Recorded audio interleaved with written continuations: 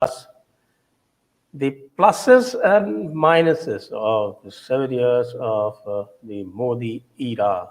You could rightfully call it era, because when it did begin, it was an epoch-making, era-changing kind of an event. So, how do you look at this, Vibhuti ji? I think you have an overview about this whole situation. Yes, thank you. And the 7 year is a 7 years is a very interesting word in Western philosophy. It's popularly known as the 7 year itch. That refers to those who understand, they get it, that you begin to get tired of any relationship after 7 years. Mostly it refers to justification of infidelity by men towards women, because they say 7 saal ho gaye, there is a time for infidelity. But that's the point which I am trying to say. We are doing a very timely analysis of this one. And this is my favorite topic of conversation all the time, because leadership, in our definition of things, in our work that we do, is all about two things. It's not about whipping somebody to get job done. It's not about oratory. It's not about charisma. It's not about winning war. It's not about a peace-loving anybody indulging in that. It's about two very important characteristics of leadership that we define it in our work. And what we say is that leadership is all about being a keeper and maker of the mood of the enterprise. That enterprise could be a corporate entity, it could be government, it could be country, it could be family. So each one of us plays the leadership role in our real life. So what happens is he is the maker and keeper of the mood of the enterprise. Now, what is this word mood? Why mood is important? Mood is everything. If you think about it seriously and dive deeper into that, mood falls into two categories: degenerative mood and generative moods. And the generative moods are what we call ambition, desire to do something, can-do attitude. It's possible. Come hell or high water, hum wo jeet ke rahenge, accomplish karenge. Those are the generative moods that the enterprise lives in. And the degenerative mood is all about lethargy, giving up. Kuch nahi hone wala. Phir wahi sham, phir wahi gam, phir wahi tanhai hai. Things like that, frustration, despair. So you are looking at a 7-year mark of Prime Minister Modi's reign in this scenario. And the second element of leadership is he or she is the architect of the future of the enterprise.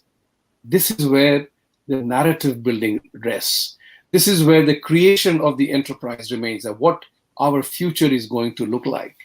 On both these counts, and both these things we say that anybody can learn. Leadership is not a born idea.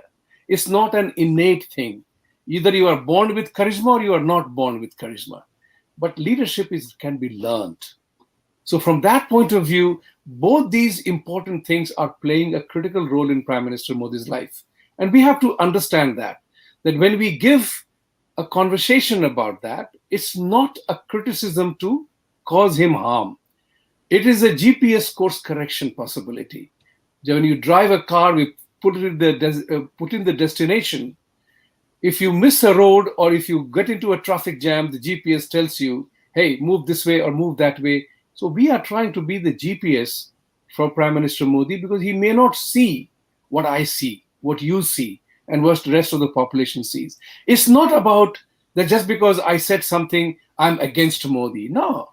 Hey, when was the last time we became anti-India because our team did not win?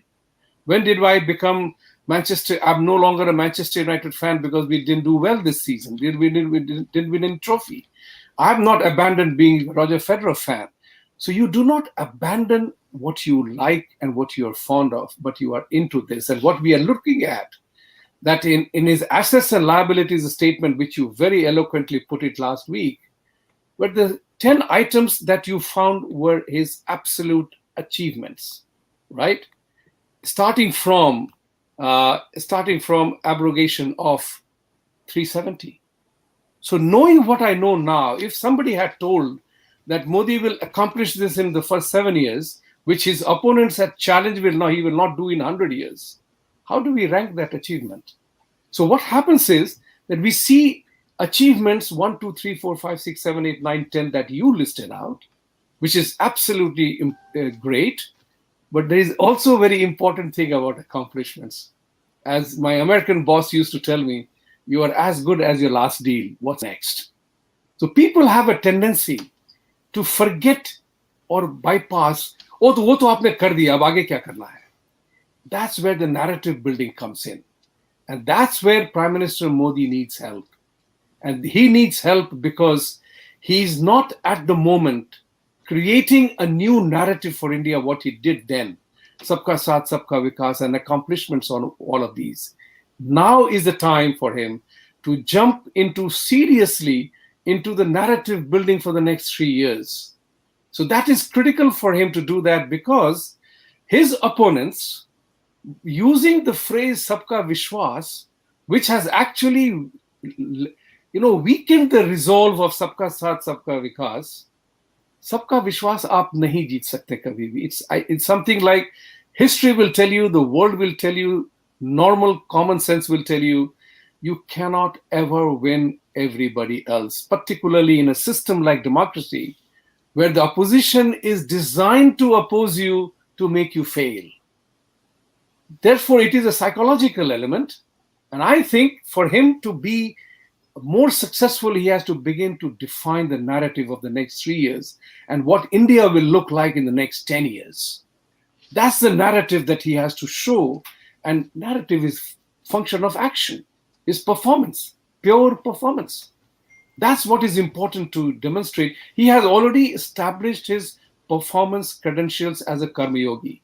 In 2014, when in New York, we had the first ever TV debate about, Kejriwal, opposition, and Modi, I had declared there that Prime Minister will win because he is a Karma Yogi.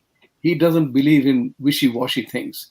Yes, politics is politics. It has its own handicaps. Point of the matter is that narrative building is a function of performance and creating the hope and the ambition and positivity that people will say, yes, this will happen next.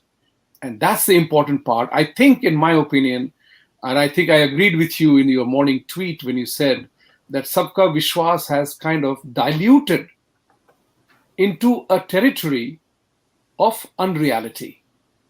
You do not need to win, and you do not need to be liked by everybody.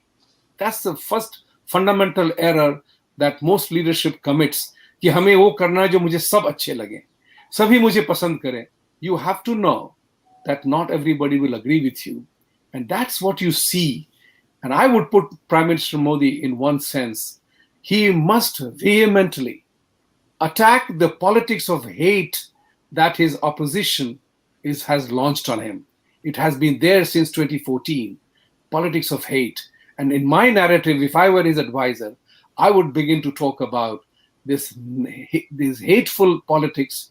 The destruction politics must end. And that's where the narrative building will start. And the last word I will say, he must, as a creation of positive narrative, must free the temples. That doesn't require a rocket science to do that. Doesn't require assembly of massive base to do that. It just requires a resolve and a statement. He does that, the country will be back into the mood of positivity and generative mood that he set out. So much so that people are saying that the real independence we achieved was in 2014. That is the cash he carries with him, and he should not waste it.